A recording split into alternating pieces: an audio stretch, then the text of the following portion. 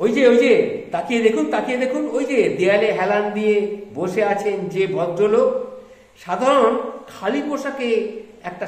পোশাকে খালি পায়ে, হাতে কম দামি একটা ঘড়ি, 3 টাকা দামের একটা পেন দিয়ে কি যেন সব লিখে চলেছেন, দেখছেন তো? আসুন ওনার একটু পরিচয় আপনাদের দিই।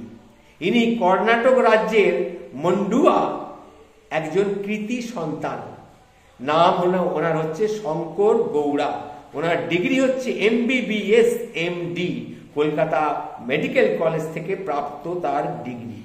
নিজস্ব কোনো চেম্বার নেই। একটা অত্যাধুনিক চেম্বার বানাতে কয়েক লাখ টাকা খরচ। এত টাকা উনি পাবেন কোথায়? তাছাড়া নিজের পৈতৃক 2 কামরার ঘর থেকে বহু দূরে এখানে এসে উনি বসেছেন। পেশেন্ট সেখানে আসবে কি করে? যাতায়াতের খরচই বা পাবেন কোথা থেকে? তাই প্রতিদিন সকাল 8টায় তিনি এখানে পৌঁছে যান, এই ফাস্ট ফুডের দোকানের এই রকটাতে। এই রকে বসে উনি রুগী দেখেন।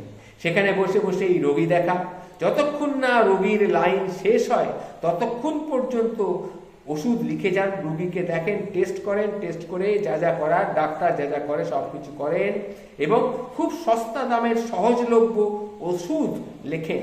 আজকালকার ডাক্তাররা যেরকম নামি দামি ওষুধ লেখে, বিভিন্ন কোম্পানির থেকে তারা কিছু ভেট পান, সেটা পেয়ে তারা সেই কোম্পানিটাই ওষুধগুলোই তারা লেখেন। ইনি কিন্তু তা করেন না।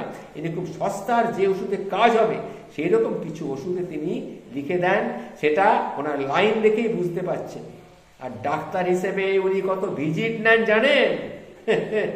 প্লিজ হাসবেন না, মাত্র 5 টাকা। হ্যাঁ, ঠিকই শুনেছেন, ওনার ভিজিট হচ্ছে মাত্র 5 টাকা। উনি MBBS MD।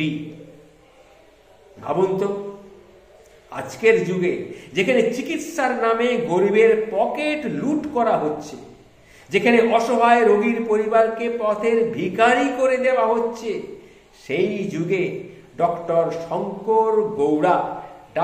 শঙ্কর গৌড়া গরিবের কাছে দেবদূত, তাই নয় কি? এমন একজন মানুষের জন্য আমরা সত্যিই গর্বিত।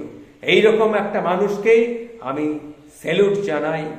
আমি ওনার দীর্ঘ জীবন কামনা করি। ভালো থাকবেন স্যার, আপনি ভালো থাকবেন।